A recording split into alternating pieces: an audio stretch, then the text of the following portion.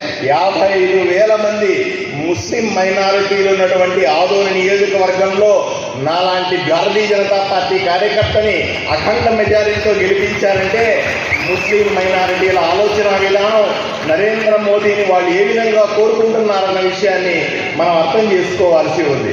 అంతెందుకు గత 20 రోజుల్లో సుమారుగా 20 మంది కౌన్సిలర్లు అయితేనేమి, సర్పంచ్లు అయితేనేమి, జెడ్పీటీసీ, ఎంపీటీసీలు భారతీయ జనతా పార్టీ ఆలోచన విధానాన్ని మెచ్చి ఈరోజు ఆదోనిలో 4 కౌన్సిలర్లతో సహా ఈరోజు మన పార్టీలో చేరారంటే నరేంద్ర మోదీ ఆలోచన విధానం ప్రజలకు ఎంత నచ్చిందో ఒకసారి ఆలోచన చేయాల్సిన అవసరం ఉంది.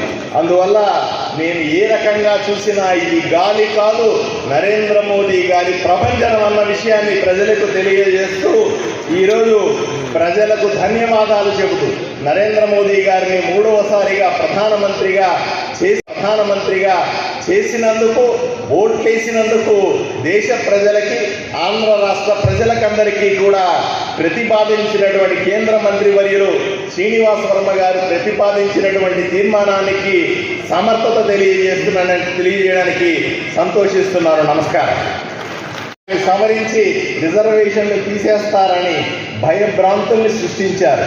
ఇవన్నీ కాదని చెప్పి ప్రజలందరూ కూడా ఎస్సీ, ఎస్టీలతో సహా మైనారిటీలు ఒక్క విషయాన్ని మీరందరూ ఆలోచన చేయాలి.